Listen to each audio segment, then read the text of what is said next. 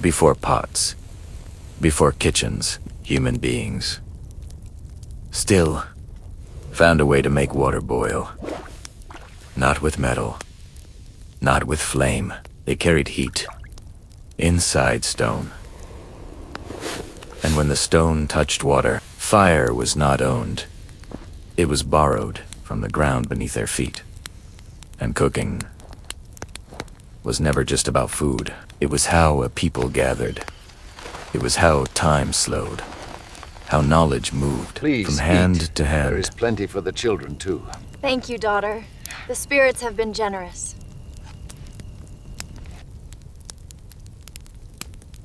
Every stone remembered. Every ember waited. Tonight, we return to fire and to stone. Native American cooking, before metal ever existed. Come now, and let the day loosen its hold on you. Allow your breathing to slow, as though you have stepped out of bright air and into the long shade of evening. The world does not need anything from you for a while. You are only listening, only drifting, only entering a quieter time. Tonight, you are not moving forward. You are moving inward and backward into a deep human memory older than walls, older than metal, older than words written down. A memory carried in hands and heat and patience. A memory of food made slowly, and of fire tended like a living companion.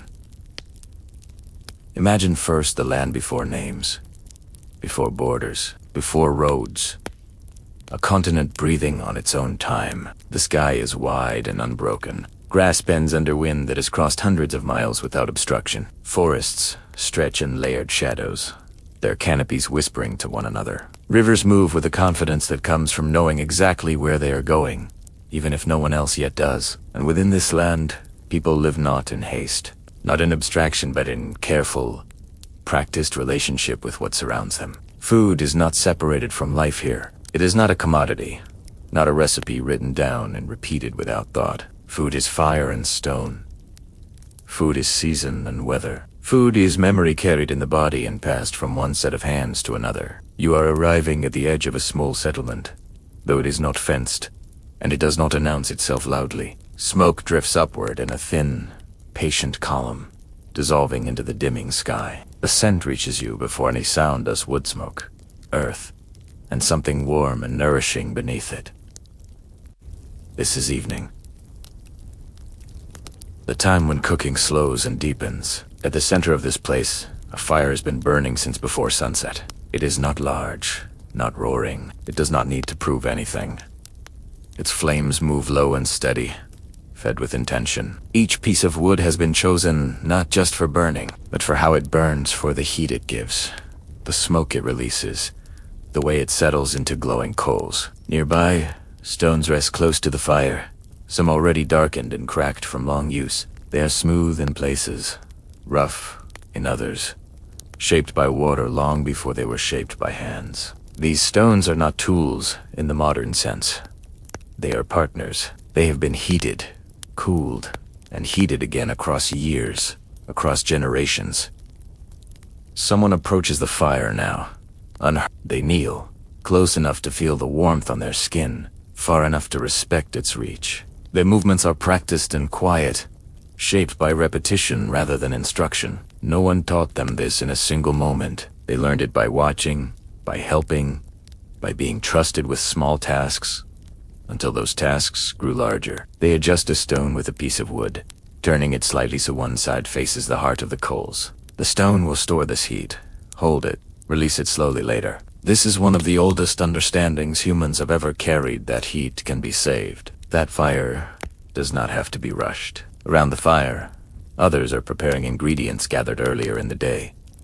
Roots washed in the river, seeds dried in the sun, meat cut with care, every part respected, nothing wasted. There is no hurry.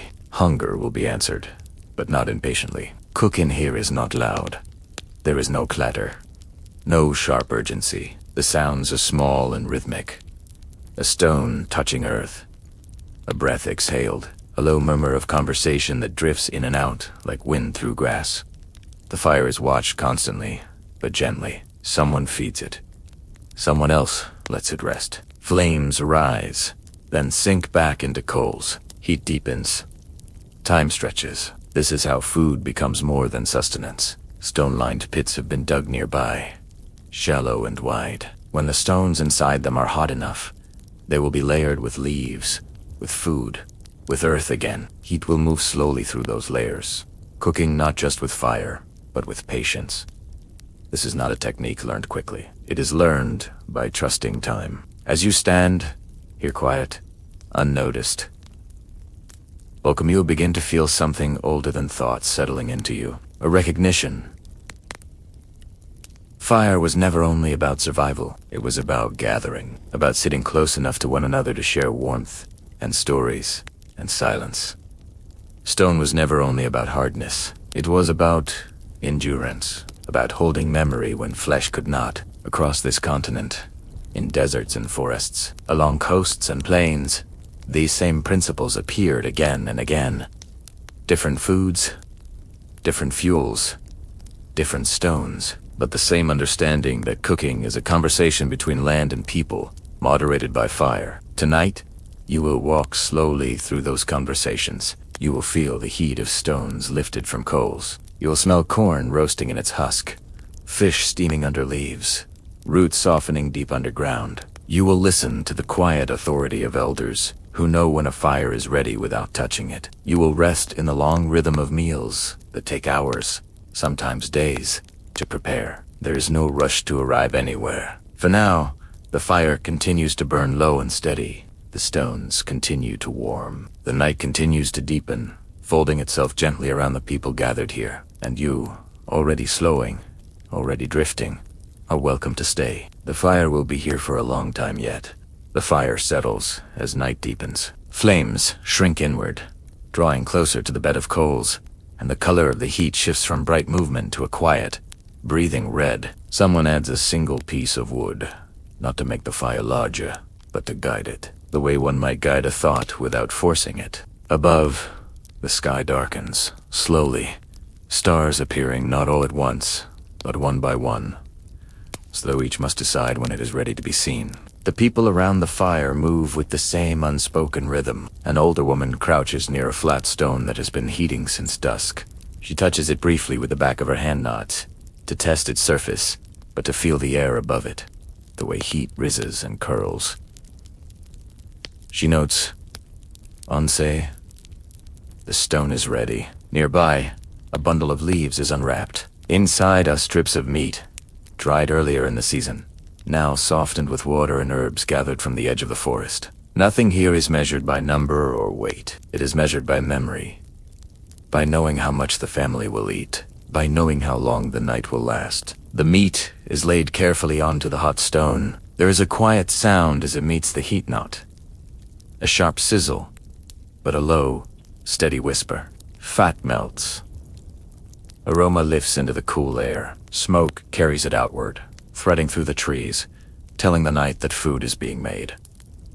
This is cooking as listening. No one leaves the fire unattended. Children sit close, their eyes heavy but curious, learning without instruction. They watch how stones are turned, how coals are spread, how ashes are pulled aside to reveal brighter heat beneath. These movements will settle into their bodies long before they are aware of learning anything at all. A man tends a pit nearby, where stones have been heating for hours. One by one, they are lifted with wooden tools and placed into the shallow hollow. Leaves broad, green, still damp are laid over them. Then roots, tubers dug from the earth that morning. More leaves, more stones. Finally, soil is pulled back over the top, sealing the heat inside. The ground itself becomes an oven. This method is older than pottery, older than metal, older than names for days. It belongs to the land as much as to the people. The earth holds the heat patiently, passing it slowly into the food, softening fibers, deepening sweetness, transforming what was once hard and raw into something nourishing and gentle. Time behaves differently here. There is no clock to consult. The cooking is done when it is done. Someone will know by the smell of steam escaping the soil. Someone else will know by the way the ground settles slightly as the stones cool. Knowledge moves between people without needing to be spoken aloud. As the night grows quieter, stories begin not told loudly, not performed, but offered like additional warmth. They are not always about heroes or battles. Often they are about places, about animals, about winters when food was scarce, and how people learned to store heat in stones, to dry meat just enough, to stretch a meal without breaking its spirit. Fire listens to these stories. It always us across generations. Fire and stone have shaped not only meals, but social life itself. Cooking is rarely solitary. It is a shared labor, a shared anticipation. Even silence around the fire is a form of togetherness. People know one another by how they tend heat. Who is careful, who is bold, who trusts the coals, who prefers flame. Different lands teach different fires. In the forests, hardwood burns slow and hot, perfect for long cooking. In grasslands, dried dung or brush feeds, smaller fires, tended constantly. Along coasts, driftwood, carries salt, and memory of the sea. Stones, too, differ ever smoothed.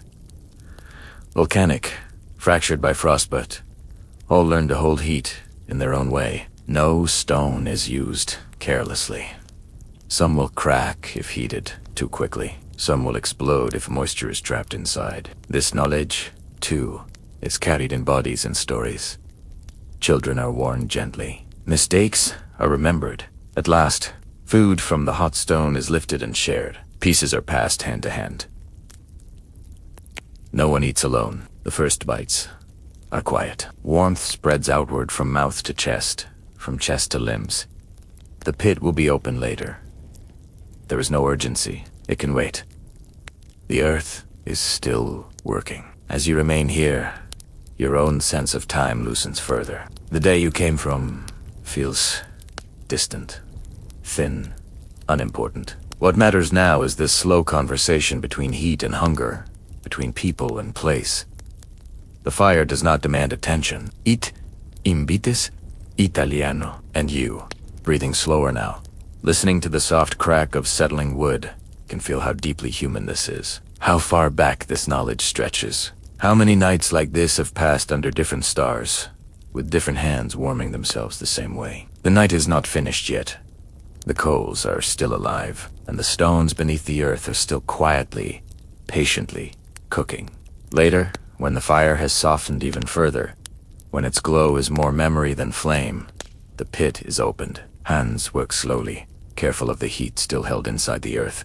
Soil is brushed aside. Leaves are lifted back, their edges darkened, their surfaces damp with steam. Warm air rises in a gentle breath, carrying with it a deep, sweet scent that feels older than hunger itself. The roots beneath are transformed. What was once firm and pale is now darkened, tender, infused with the quiet work of hours. Fibers have loosened. Starches have sweetened. Heat has done what no haste ever could. Food has been changed, not by force, but by time allowed to complete its task. The roots are lifted and set aside to cool just enough. Someone breaks one open with their hands, testing its softness. It yields easily. A nod passes between two people. No words are needed. The meal unfolds without ceremony. Pieces are shared. Some are dipped in fat saved carefully from earlier cooking. Some are eaten plain, their flavor full enough on its own. Children receive smaller portions.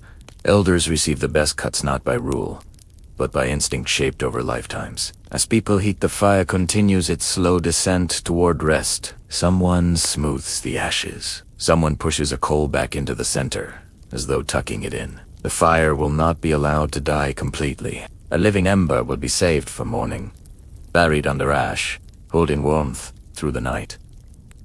This, too, is cooking. Saving heat is as important as making it. Across seasons, this knowledge shapes survival. In winter, when wind was scarce and days are short, the ability to keep a coal alive is the difference between comfort and danger. Stone-lined hearths are built to cradle heat.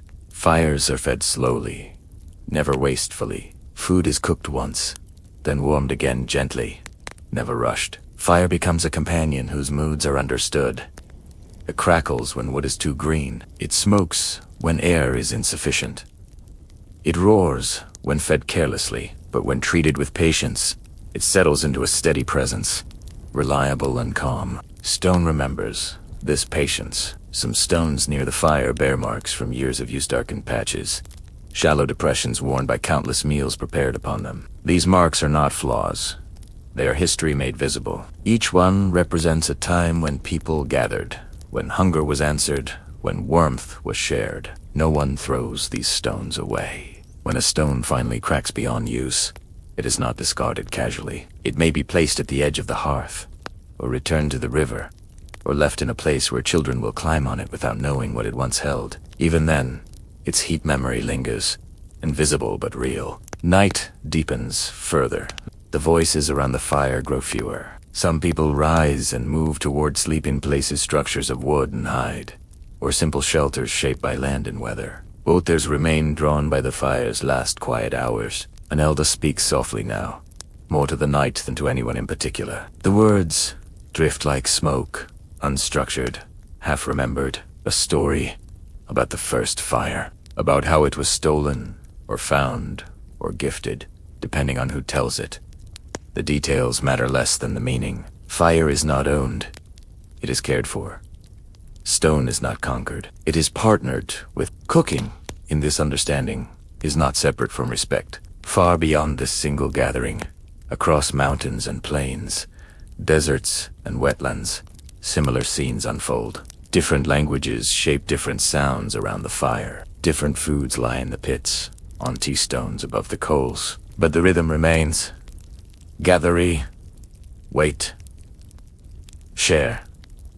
Time flows in circles here, not lines. Seasons return. Techniques deepen. Children grow into adults who carry the same motions in their hands, adjusting them slightly for new places, new needs. Fire and stone adapt, as they always have. As you remind, listening to the soft night sounds steady call of an animal, the settling of wood, the quiet breathing of those already asleep. You may feel something settling in you as well. A sense that slowness is not absence, that waiting is not empty. That nourishment is not only about filling the body, but about anchoring oneself in a rhythm that stretches far beyond a single life.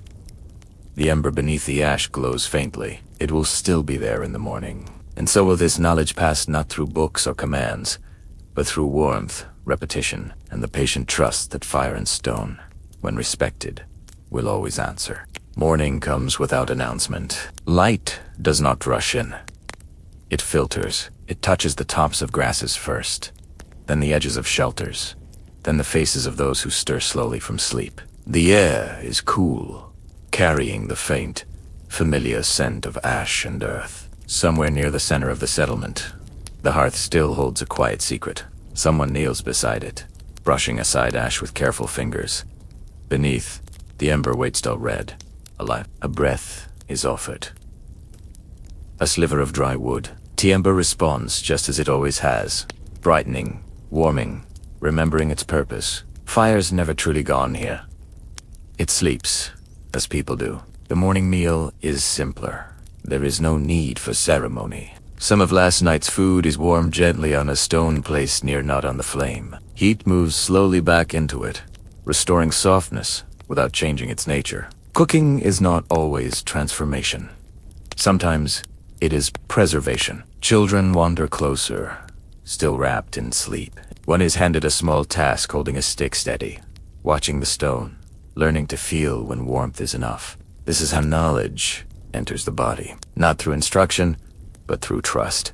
Beyond the hearth, the day begins to open. People move outward into the land, some toward water, some toward forest, some toward open ground where roots can be dug. Fire remains at the center, an anchor. No one worries it'll be forgotten. Cooking does not begin only when hunger arrives. It begins with gathering, with observation. Someone returns carrying stones chosen from a stream, testing their weight, their smoothness. Not every stone is suitable. Some will crack under heat. Some will refuse to hold it. Experience guides selection. These stones will join others near the hearth, warming slowly over days before they are ever used. Fire and stone are introduced gradually. Rushing either leads to loss. As the sun climbs higher, heat changes character. The fire is fed differently now, less wood. More space between pieces. Flames flicker instead of rising. Stones are moved closer, then farther away. Someone shades the hearth with branches, controlling exposure. Cooking adapts to light as much as to hunger. In warmer months, pits are dug deeper, where the earth remains cool on the surface and warm beneath. Food is layered carefully: stones, leaves, meat, or roots. Leaves, again. Soil seals everything. The ground becomes a quiet collaborator, holding steady when air cannot. In colder times, stones are brought into shelters, lined along walls, radiating warmth long after the fire itself has diminished. Cooking and heating merge. Meals are prepared where people sleep. Warmth and nourishment share the same space. This is not accidental. It is an understanding shaped by centuries of observation. Fire teaches patience. Stone teaches memory. Midday passes without urgency. Food is eaten when needed, not when dictated. A piece of dried meat here, a handful of roasted seeds there. The main cooking waits for evening again, when people will gather naturally, when the fire will draw them inward. As the sun lowers, shadows lengthen, and the hearth becomes central once more. Wood is chosen for the night dancer pieces that will burn longer, steadier. Someone tests moisture by sound, tapping one piece against another. A dull thud means it will smoke. It is set aside. The fire is rebuilt not from scratch, but from what remains. Coals are spread. New fuel is added carefully. Flame grows, then settles. Stones are positioned with intention. The rhythm returns.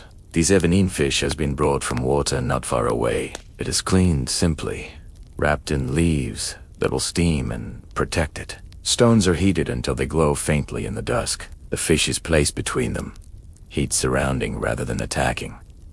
Steam rises, aroma follows.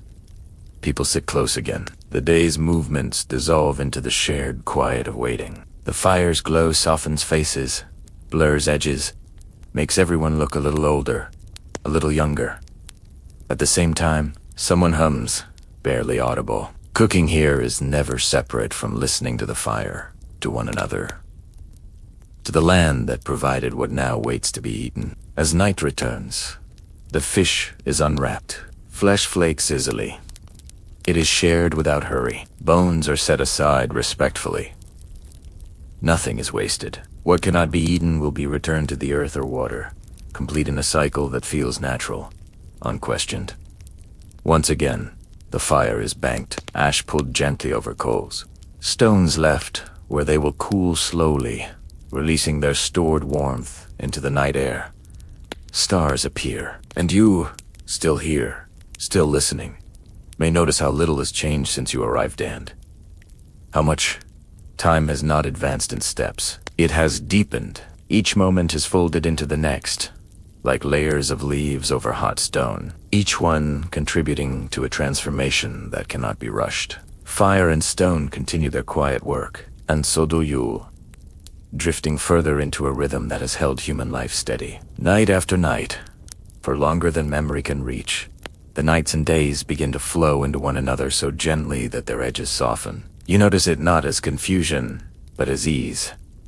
Morning and evening are no longer sharp divisions. They are moods, qualities of light, changes in how the fire is treated, how stones are placed, how people move. In the early hours before dawn, the hearth is almost silent. No one stirs it. Heat rests beneath ash, breathing slowly. The air is cool enough that breath is visible, and the ground holds the memory of yesterday's warmth just beneath its surface. Someone wakes before the others. They sit near the hearth, not yet making fire larger, only acknowledging its presence. A small stick traces a pattern in the ash, not decorative, not symbolic, just idle motion, while thought wanders. Cooking does not always begin with action. Sometimes it begins with waiting for the body to wake fully. When the sun finally begins its slow rise, the ember is fed. A thin curl of smoke lifts, Fire answers without protest. This day will be different. The land has offered something new. From the hills to the west, people return carrying ears of corn, still wrapped in their husks. They are heavy, full, alive with stored sunlight. Corn is treated differently than roots or meat. It requires attention, listening. It can burn easily if rushed. It rewards patience. The husks are peeled back partway, not removed. Silks are brushed aside. The ears are placed near not on the fire, leaning against stones that have been warming since morning. Heat moves inward slowly. Moisture steams within the husk. The kernels swell, soften, sweeten. Children are warned gently not to touch yet. Corn teaches restraint. Nearby, flat stones are set upright, forming a shallow enclosure around a small bed of coals. This creates an even field of heat. A quiet oven open to the air. Bread made from ground seeds will be cooked here. Letter pressed thin, placed briefly against the stone, turned once, removed. Timing matters.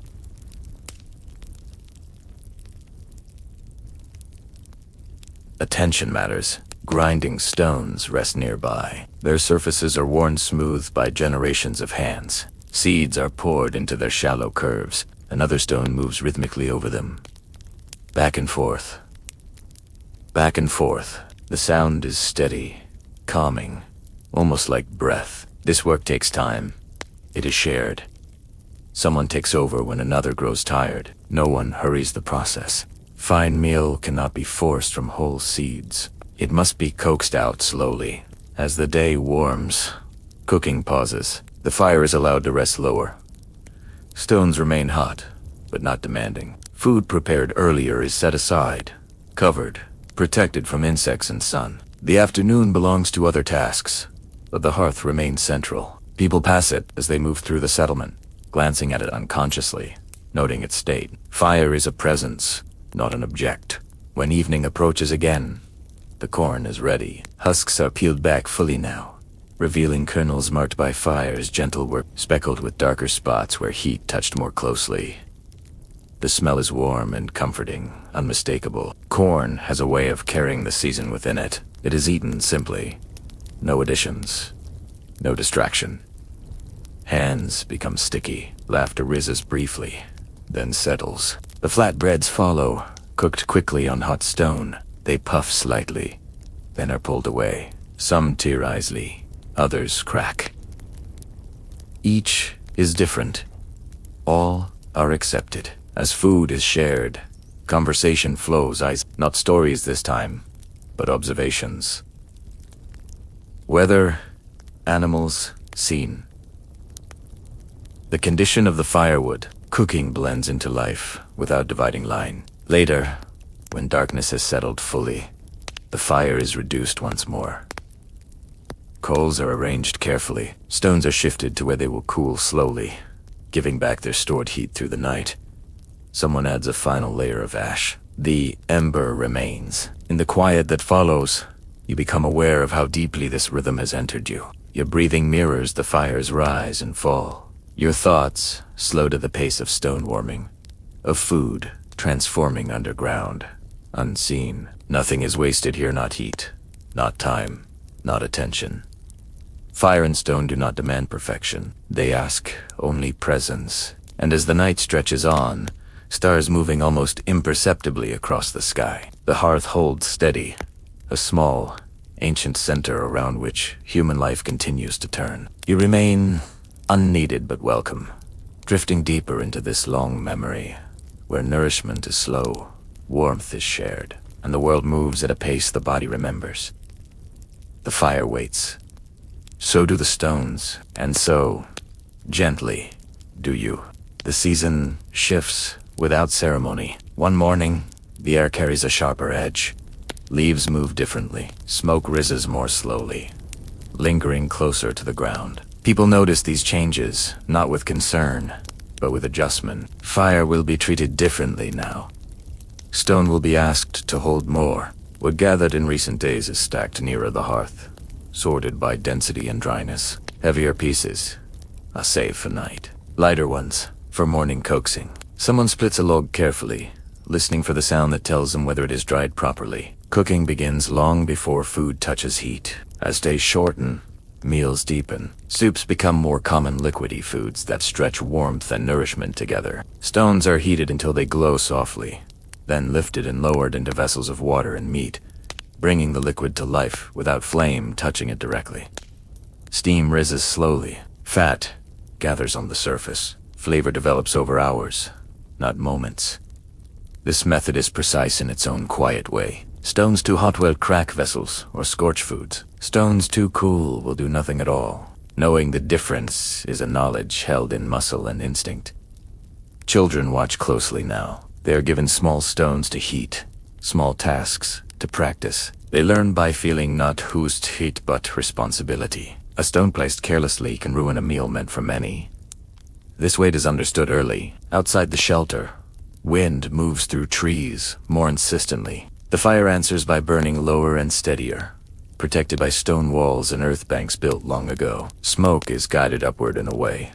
Heat is kept close. At night, stones warmed during cooking are placed along sleeping areas. They release warmth, slowly, silently, like breath. People sleep near them, bodies curled naturally toward heat. Cooking and rest merge completely. Food is never far from fire now. Dried meats, stored roots are brought out carefully, checked for softness.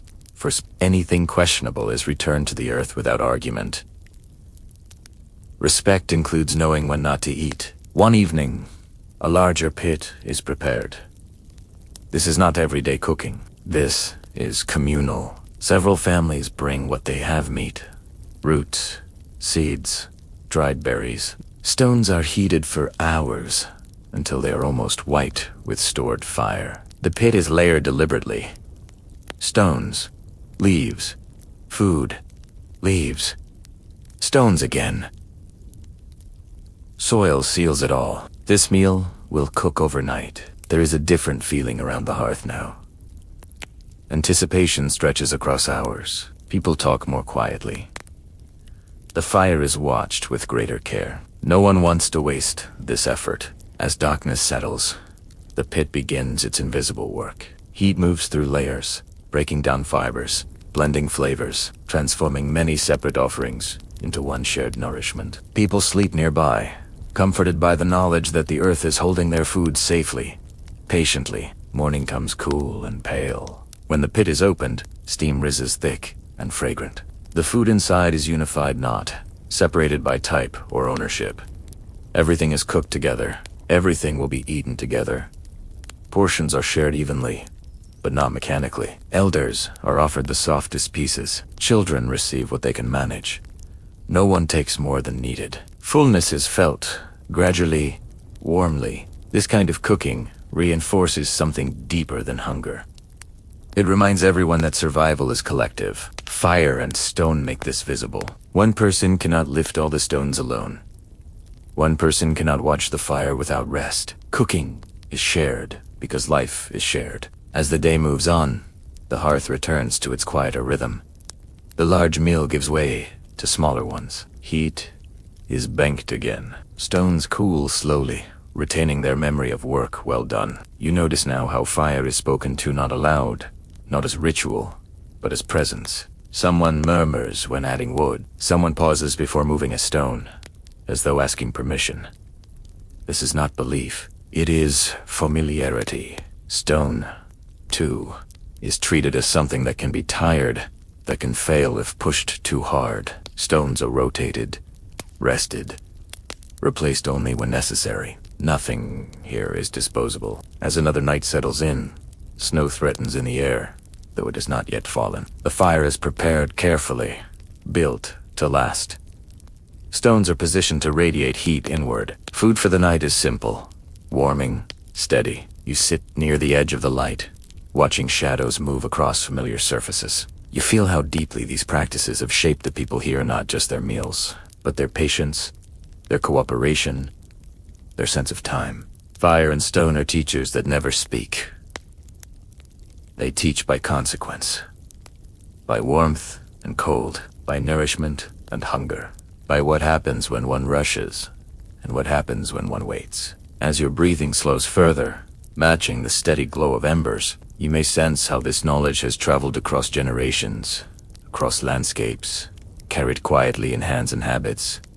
The hearth glows, the stones rest, and the long human conversation with fire continues. Unbroken, steady enough to sleep within. Snow arrives softly, not all at once, not with drama, but as a change in sound. The night grows quieter. Footsteps lose their sharpness. The air thickens, holding heat closer to the ground. By morning, the world has been rewritten in pale layers. Edges softened, distances shortened. The hearth becomes the unquestioned center now. Fire is fed more often, but never greedily. Wood is added with care, rotated, adjusted so flames do not leap too high. Excess heat would waste fuel. Insufficient heat would invite cold to close. Balance is everything. Stone carries greater responsibility in winter. Flat stones are kept warm at the edge of the fire, then moved deliberately near sleeping places, beneath low platforms, beside stored food that must not freeze solid. Each stone has its role. Each one is known by touch. Cooking slows even further. Meals are thicker now, heavier. Foods meant to sustain the body through cold nights and long mornings. Stews bubbled gently, heated again and again by stones lowered into them, then lifted out, replaced, rested. The liquid never boils violently. It is kept just alive enough. Steam fogs the air inside shelters. Condensation gathers on wood and hide. The smell of cooking settles into everything: clothing, hair, memory. Children sit close, hands extended toward warmth, learning to judge distance from the fire instinctively. Too close, and skin protests. Too far, and cold creeps in. The body learns long before the mind names it. Outside, hunting paths shift. Snow changes the movement of animals, and cooking adjusts in response. When fresh meat arrives, it is treated with special care. Some is cooked immediately on hot stones, eaten while still steaming, restoring strength quickly. Some is cut thin and dried near low heat, preserved 4 weeks ahead. Fire does not only cook food, it guards the future. One afternoon, as light fades early, an elder brings out a stone unlike the others. It is darker, denser, scarred by many years of use. This stone is heated slowly, deliberately, turned again and again so no side is shocked by sudden heat. When it is ready, it is placed into a vessel of thick soup. The sound is low, controlled. Steam rises steadily. The elder watches closely, adjusting timing by feel alone. This stone has cooked countless meals. It has earned trust. When it is lifted out, it is set aside to cool slowly, wrapped in hide. It will be used again tomorrow, and the next day, until it can no longer answer heat without breaking. Stones age here, just as people do. Night falls early now. Darkness presses close to the shelter walls. The fire responds by glowing brighter, though never wild. Shadows move gently, elongated, familiar. Stories return, as they often do in winter. They are not always told in full. Some are fragments, resumed after many nights. Some are half remembered, drifting into silence before an ending arrives. No one minds that telling matters more than completion. Food is eaten slowly, savoring warmth. No one rushes away from the fire. Leaving its circle feels like leaving safety itself. Later, when most have settled to sleep, someone remains awake to tend the hearth. This role rotates. It is not a burden. It is a form of care. Ash is shifted. A coal is nudged. A piece of wood is turned so it burns evenly. The fire breathes in response. Outside, snow continues its quiet work, insulating the ground, protecting roots, reshaping the land for the next season. Inside, fire and stone mirror that patience, preserving life through stillness. As you remain here, wrapped in the low light and softer sounds, your thoughts grow fewer. You are no longer observing so much as inhabiting. You feel the truth carried by these practices that warmth is made, not assumed. That nourishment takes attention. That survival is not dramatic, but steady. The fire does not blaze. It endures. And in that endurance, you find a calm deep enough to rest within. knowing that for this night, and many nights before it, fire and stone have done their work. Quietly, faithfully, enough. Winter holds the land firmly now. Days are pale and brief, their light angled low, sliding across snow and ice without lingering. The world feels smaller, drawn inward, and so do the people. Paths between shelters are worn smooth and familiar. Movement is economical. Nothing is wasted, not steps, not gestures, not heat. Inside, the hearth glows like a remembered sun. Cooking in this season is an act of continuity. Meals are built upon meals before them. A pot never fully empties, it is refreshed. Stones are never fully cold, they are reheated. Fire is never fully extinguished, it is carried forward. Ember to ember. Day to day, someone stirs a thick stew slowly, not because it needs constant movement, but because the motion itself is part of the care. The stone used for heating is lifted out and replaced, lifted out and replaced. Each exchange gentle, the liquid darkens, slightly, deepens. Flavors merge until their edges blur. Food here does not surprise. It reassures. Bread made from stored meal is pressed thin and cooked quickly on hot stone, then wrapped and kept close to the fire, so it stays soft. Children tear pieces off and dip them into broth, their movements unselfconscious, practiced. Outside, wind moves snow against shelter walls, a sound like distant water. The fire answers with a low crackle, steady, unafraid. As winter deepens, the body's relationship with heat becomes more intimate. People sleep closer together, arranged around stones that have been warmed and placed carefully to radiate through the night. The stones release heat slowly, hours after the fire itself is settled into coals. Stone becomes a quiet guardian. Even dreams seem shaped by this warmth, slow, heavy. Time passes differently when the world outside offers little movement. On certain nights, when the cold presses hardest, cooking becomes almost ceremonial, not in gesture, but in focus. Every action matters more. Wood is chosen precisely. Stones are heated thoroughly, but never too fast. Food is layered carefully, so nothing is lost. One such night, marrow bones are placed near the coals, angled so heat reaches them gradually. Fat melts inward, not dripping into flame, but pooling inside the bone. When they are ready, they are cracked open and shared, rich and sustaining. This food is powerful. It is eaten quietly. The fire is thanked not aloud, but through careful tending. Ash is adjusted.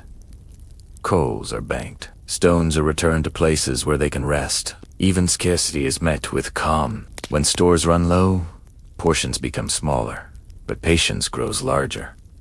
Fire is kept low, conserving fuel. Cooking stretches what remains without diminishing its value. Hunger is acknowledged, but not feared. The land will turn again. Eat always. Us, and the hearth holds that knowledge, steady and unwavering. As days begin almost imperceptibly to lengthen, something shifts. Light lingers a moment longer on snow. Shadows move differently. People notice without comment. Kukim responds quietly. The fire is allowed a little more air. Stones are moved slightly closer to flame. Meals grow a touch lighter, incorporating what remains of dried berries, stored seeds. The body senses change before the mind names it. One morning, someone returns with early shoots, gathered from a sheltered place where snow has begun to retreat. They are small, fragile, green. They are cooked, simply laid briefly on warm stone, just enough to soften them, to release their scent. They are shed in silence, a promise rather than a meal. Fire watches. Stone remembers. You feel, as you sit within this long unfolding, how deeply cooking here is tied to observation. Nothing is fixed. Everything responds. Fire and stone are constants, not because they never change, but because they change with care. The hearth remains the center not only of nourishment, but of time itself. Days are counted by how often the fire is rebuilt. Seasons are marked by how stones are used. As winter begins its slow loosening, you sense the approach of another turning. The rhythm you have learned does not end. It transforms just as food does beneath layers of earth and leaf and heat. The fire breathes, the stones wait. And you, held gently within this ancient pace, drift onward with them, deeper into a human knowledge that has never needed words to endure. The thaw begins, almost invisibly. At first, it is only a difference in sound. Snow that once absorbed every footstep now carries a faint crunch beneath weight. Water begins to murmur beneath ice, a low, patient voice returning to places long silent. The air, though still cold, no longer feels sealed shut. Fire notices before anyone says a word. Smoke rises more freely now, lifting instead of clinging. Coals burn a little brighter with the same amount of wood.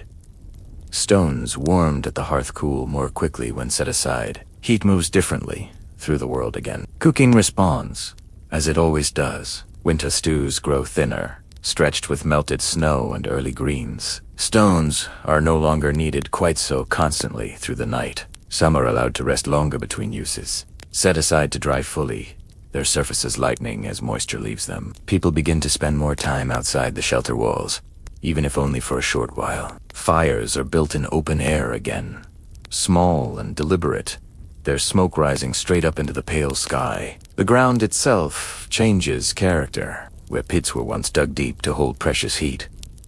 Now shallower earth ovens are enough. Stones are heated less fiercely, trusting the returning warmth of the sun to assist. Leaves used for layering are greener, fresher, pulled from places newly revealed beneath retreating snow. Roots stored all winter are checked carefully.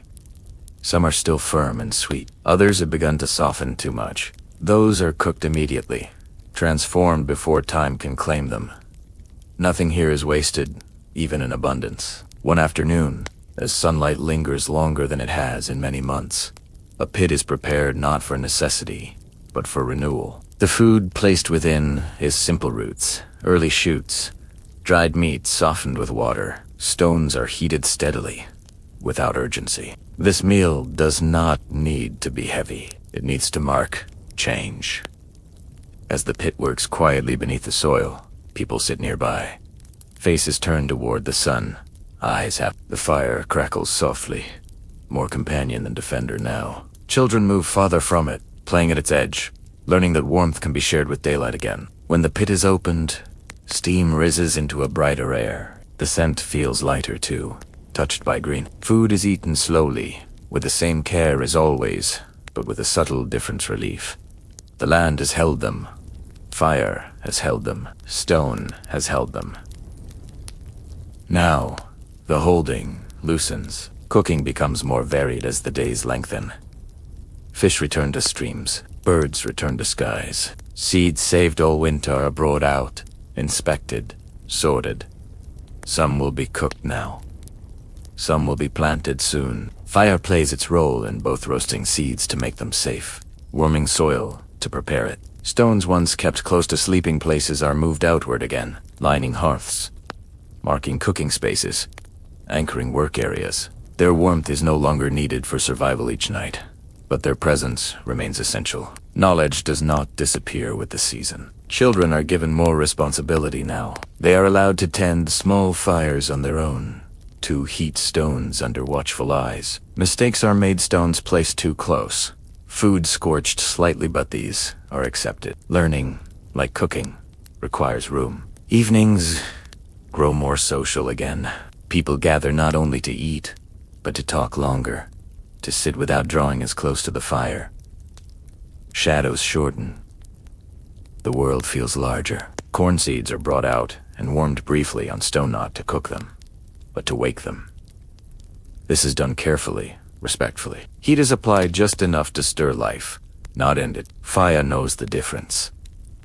As planting begins, cooking shifts once more. Meals are timed around work in the fields. Fires are built earlier, smaller meals eaten quickly, larger ones prepared later, when bodies return tired but satisfied. Stone griddles are used more often now, cooking flatbreads and quick foods that match the pace of longer days.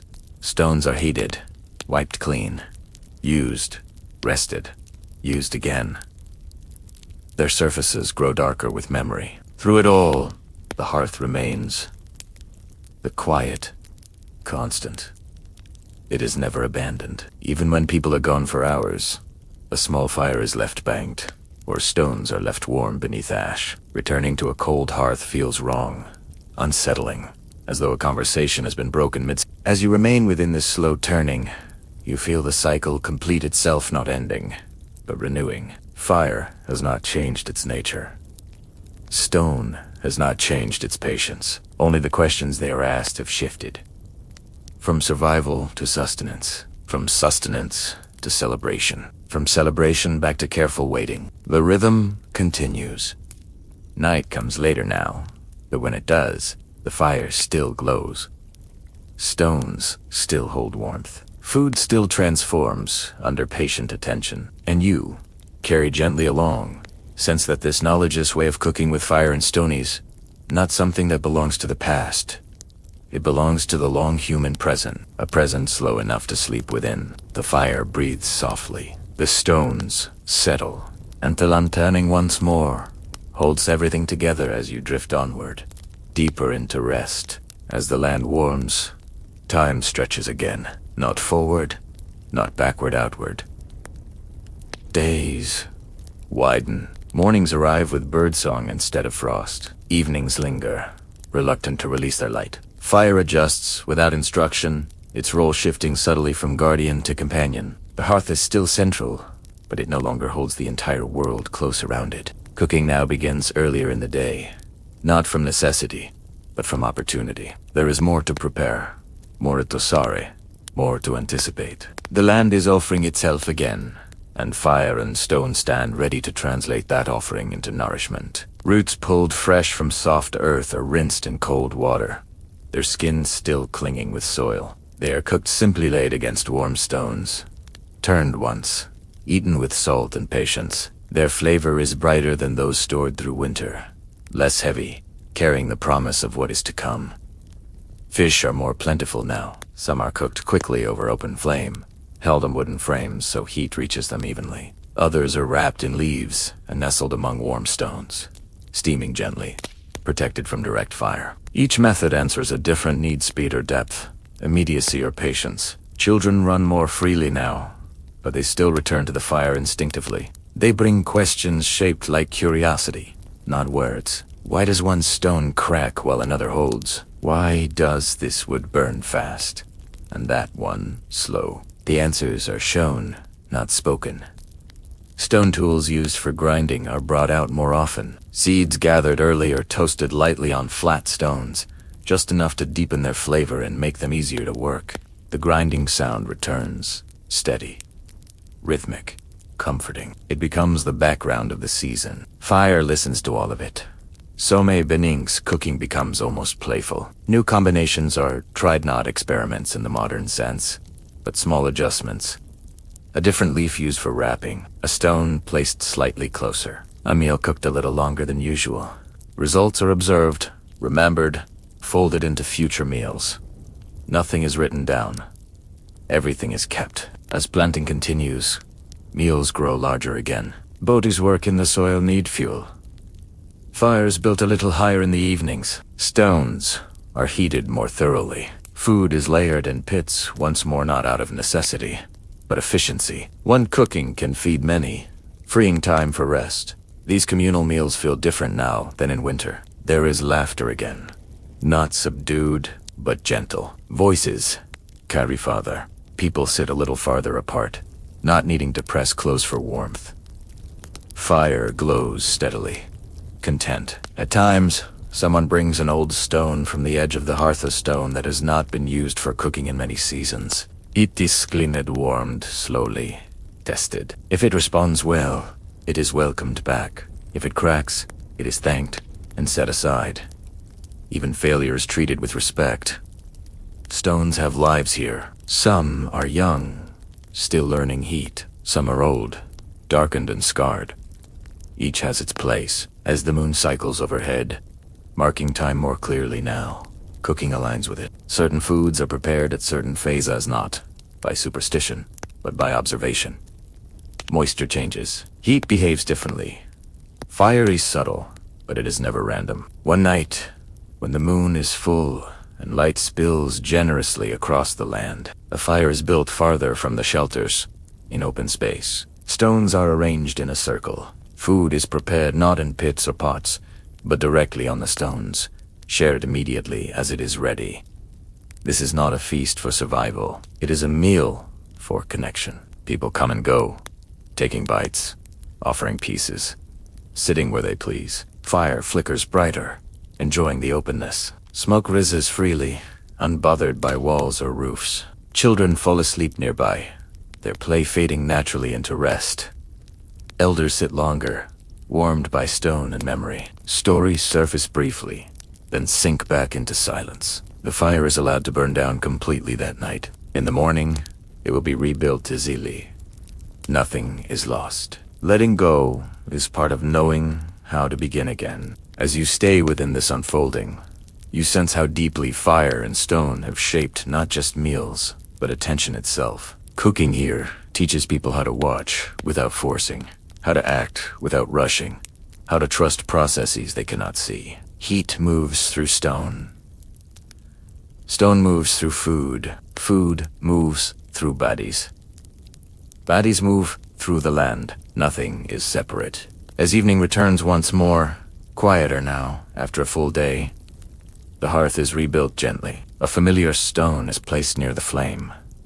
A familiar piece of wood is added. The fire answers as it always has. You feel your own breathing slow again, matching the steady glow. The world narrows, just enough to be held comfortably. Fire and stone continue their ancient work, not loudly, not urgently, but faithfully. And within that faithfulness, you drift deeper still, carried by a rhythm that has never needed an ending to be complete. Summer settles in fully, not as a sudden arrival, but as a deepening presence. The air grows heavier with scent-warm grass, sun-baked earth, distant water. Fire changes its posture again. It no longer needs to dominate the center of life. It steps back slightly, allowing daylight to share the work of warmth. Cooking becomes more dispersed. Small fires appear at the edges of activity near fields, near water, near shaded places where people pause to rest. These fires are modest, efficient. Stones are heated quickly, used briefly, then set aside. Food is cooked in shorter moments now, matching the pace of long days. Corn grows tall in the fields. When the first young ears are ready, they are cooked right where they are harvested. Husks are peeled back just enough. Ears placed directly on warm stones, or nestled among coals for only a short time. The kernels are tender, sweet, barely needing heat at all. These meals are eaten, standing, sitting on the ground, laughing between bites. Cooking and eating blur into one act. Fire is no longer something people gather around for hours. It becomes something they pass through. Fish are dried more often now, laid on racks near low. Smoky fires that keep insects away and preserve flesh for seasons to come.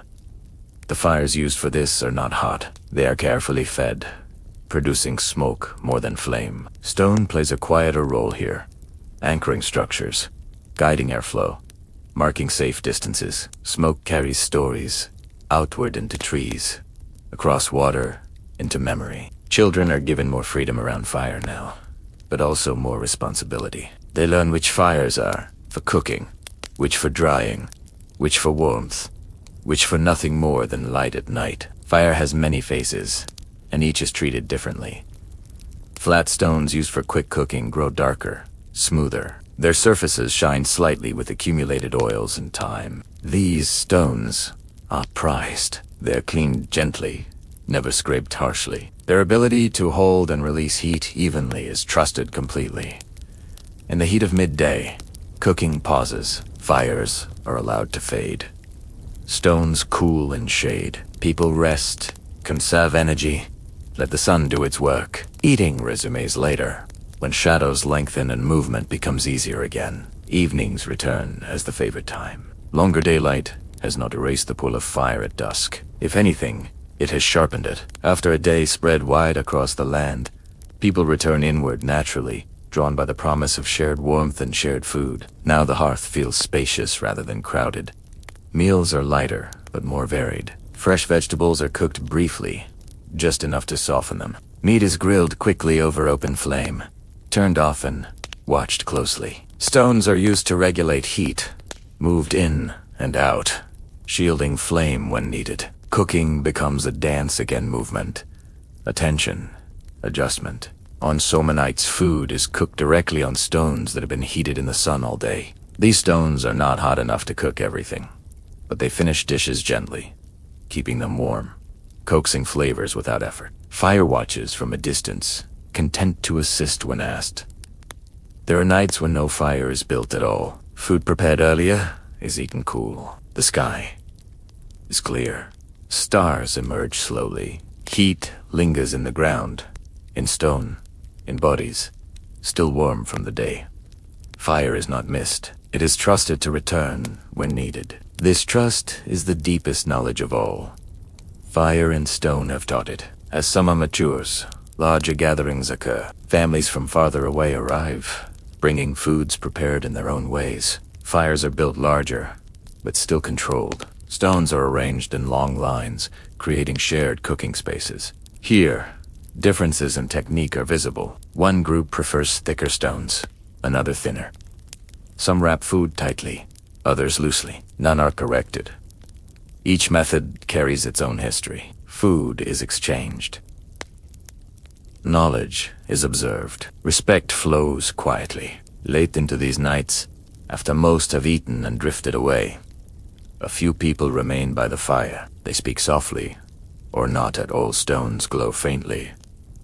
The fire sinks lower, content. These are the moments when time feels especially thin, when it becomes clear that this way of cooking, this way of living is not bound to one place or one people, but to the relationship itself, between human hands and heat, between stone and patience, between hunger and care. As the season slowly turns again, almost too slowly to notice, fire begins to feel heavier once more. Nights cool. Dew forms earlier. Cooking starts to stretch slightly longer into evening. No one announces the change. They simply adjust. And you, still drifting within this long, unbroken rhythm. Feel how natural that adjustment is, how nothing here resists time, how everything meets it where it arrives. Fire will step forward again when needed. Stone will hold what it is given, and this quiet, ancient conversation will continue steady enough to carry you further into rest, deeper into a sleep shaped, not by endings, but by continuity. The fire breathes. The stones remember, and the night, warm and patient, unfolds around you once more. As summer begins, its slow easing, the light changes before the heat does. Mornings arrive cooler, evenings carry a faint edge again. Dew lingers longer on leaves, and the scent of earth grows richer, heavier, as though the land itself is breathing more deeply. Fire senses the shift first. Small evening flames are fed a little longer now. Stones are moved closer, asked to hold warmth just a bit more firmly. Cooking stretches again, not out of need, but out of readiness. The people here have learned to listen to change before it announces itself. Harvest approaches, quietly. Corn stands tall and full, kernels firming, skins tightening. Squash spreads low and wide, dark green against soil still warm from summer. Seeds ripen, roots thicken underground, storing sweetness for colder days. Cooking responds with intention. Corn is no longer eaten, only fresh. Some ears are dried near low fires, their husks tied back, smoke curling gently around them. These fires burn cool and steady, watched carefully so kernels dry without scorching. Stone anchors the racks, controls airflow, marks safe distances. The sound of drying corn soft, almost imperceptibly, is added to the background of daily life. Squash is cut and laid on warm stones to soften before being strung or stored. Seeds are toasted lightly, never rushed. The grinding stones come out more often now, their rhythm returning to the center of the settlement. Back and forth, back and forth. It is the sound of preparation, not urgency. Children help more now. They had trusted with turning food, with moving stones that are warm but not hot. They learn to judge heat with their palms, with their faces, with instinct shaped by seasons of watching. Mistakes are still made. A piece burns, a stone cracks. These moments are met without anger. They are folded into knowledge, remembered next time. As they shorten, communal cooking becomes more frequent again. Large pits are prepared, not just for celebration, but for storage. Food cooked deeply in these pits lasts longer, keeps better, feeds many. Stones are heated thoroughly, layered with care. Leaves chosen for wrapping are thicker now, tougher, better suited to long heat. The earth accepts its role willingly. When these pits are opened, hours later or even the next day, the food carries a deeper flavoriture, steadier. It tastes like preparation, like foresight. Meals are eaten slowly, conversation drifts. People speak of what must be done before frost returns, but without anxiety. Fire and stone have already done much of the work. Evenings grow darker earlier. The hearth becomes central once more, not by command, but by comfort. People gather closer. Stones warmed during cooking are moved inward again, placed where they will release heat through the night. Fire grows steadier, less playful. Flames rise and fall predictably. Smoke smells different now, denser, more familiar, carrying the promise of coming cold. Stories begin to lengthen again. They are told not just for entertainment, but for continuity.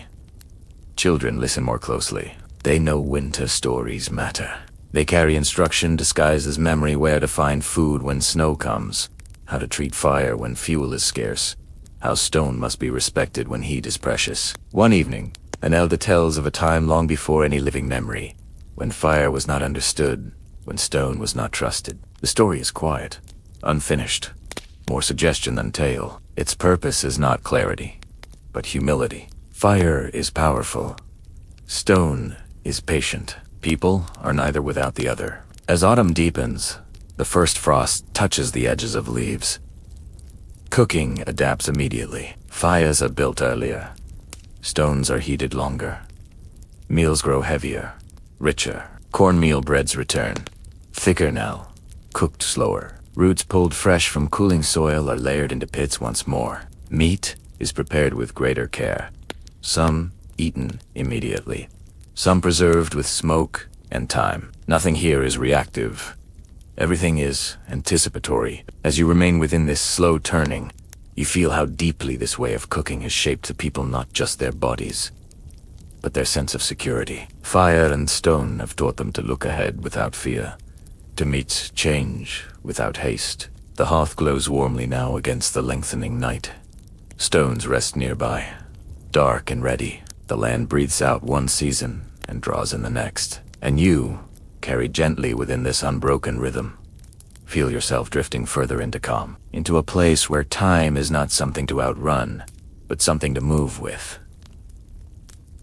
Fire waits, stone remembers, and the night, cool and generous, settles around everything once more, inviting you to rest within a knowledge as old as warmth itself.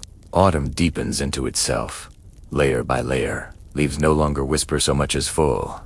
Their sounds soft and final as they settle onto cooling ground. The air carries smoke more readily now, holding it low in the evenings, letting it drift through shelters and trees alike. That smell wood, leaf, memory becomes the scent of the season. Fire steps fully back into its central role, not abruptly, not dramatically, simply by being needed again. The hearth is rebuilt more deliberately now, its edges reinforced with stone and packed earth. Gaps that were harmless in summer are sealed. Wind is redirected. Smoke is guided upward and away. Fire becomes something to protect as much as to use. Cooking reflects this focus. Meals take longer again. Not because there is less food, but because food is being asked to do more to warm, to sustain, to prepare bodies for colder nights ahead. Stones are heated thoroughly and kept near. Their stored warmth used again and again throughout the evening. Roots dug from the earth are heavier now, dense with sugars drawn inward as the soil cools. They are cooked slowly, deeply, often buried with stones and leaves, allowed to transform overnight. When they are unearthed, their sweetness feels almost surprising, as though the land itself has been saving it. Cornmeal breads are thicker, heartier. The dough is mixed near the fire so it stays pliable, then pressed against warm stones and cooked carefully. Too much heat would scorch the outside before the inside is ready. Attention matters. Children sit close, watching again with renewed seriousness. Summer's freedom fades gently into winter's responsibility. They feel it without being told. Meat is treated with particular care now. What is eaten fresh is cooked thoroughly, often with stones placed around it to ensure even heat.